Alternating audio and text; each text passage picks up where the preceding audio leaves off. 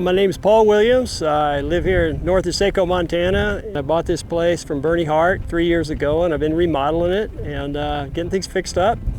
And then I needed a couple of water wells, and I couldn't afford the well driller, so I built my own drilling rig. This is a design by R.C. Crawford on YouTube. You can see it all over the place. And basically this 5-horse motor runs a hydraulic pump at 3,500 RPMs, comes up to a control valve, which feeds this Charlene motor, same as on a rake or a swather, you know, these little farming motors. I got a hold of Northwest Hydraulics in Great Falls, and they did the engineering on it to give me the right speed motor and the right gear ratio, because I wanted this thing spinning at 50 to 60 RPMs. And try to play a YouTube video and figure out how fast it's spinning. You got to count really fast. So they did it, and it works. And basically, when I turn the motor on and start spinning, I have to turn my air compressor on to introduce air down the hole to the bottom. And it aerates the water inside the pipe and causes a slip velocity of 125%, or basically making the water in the pipe light and the water outside the 8-inch. You can see we've got an 8-inch pipe here. That's kind of like a drill casing that goes down about 10 feet. And the 4-inch is by drill stem.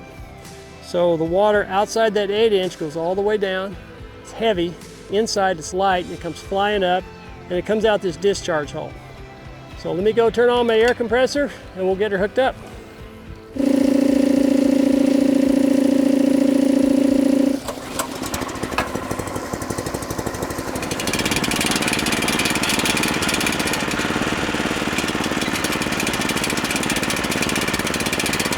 Now when I engage the Charlene motor, it'll start turning the bit.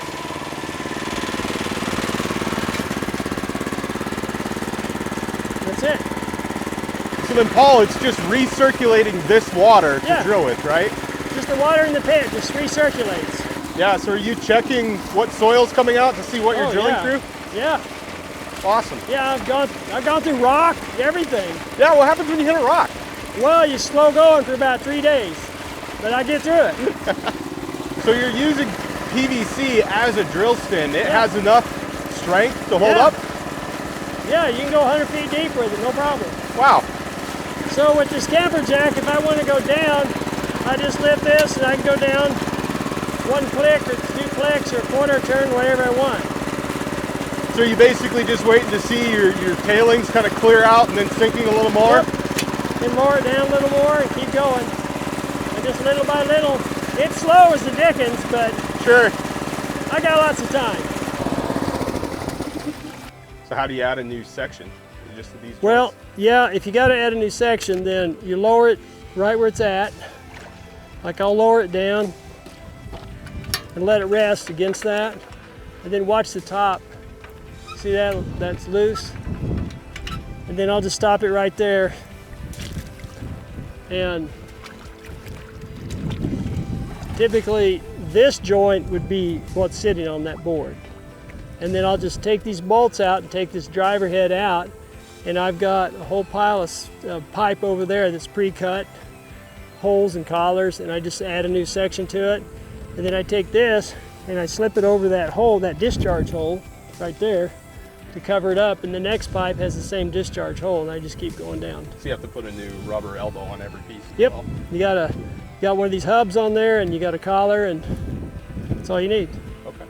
So the bit down the hole it's 4-inch. It's just like this. I got a 4-inch piece of steel pipe stuck inside that 4-inch PVC over there. This was my tester. It's only 2-inch. Then I have flanges welded onto it. And then I made this little clean out, just a little piece of metal like my finger sticking in like that, and I welded it right here, just so it cleans out the middle. Otherwise you get a little pyramid in there and the water can't. You kind of drill yourself into just a little pyramid and the water can't flow. So you got to keep that cleaned out. But it's the same thing, it's just homemade. It's just scrap metal I had around here and some pipe. I cut it and drilled holes, and away I went.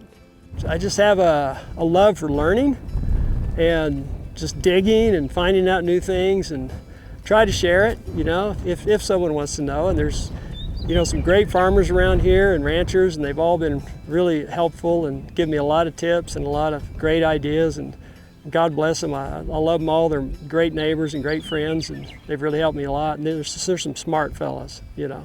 They've been at this a long time.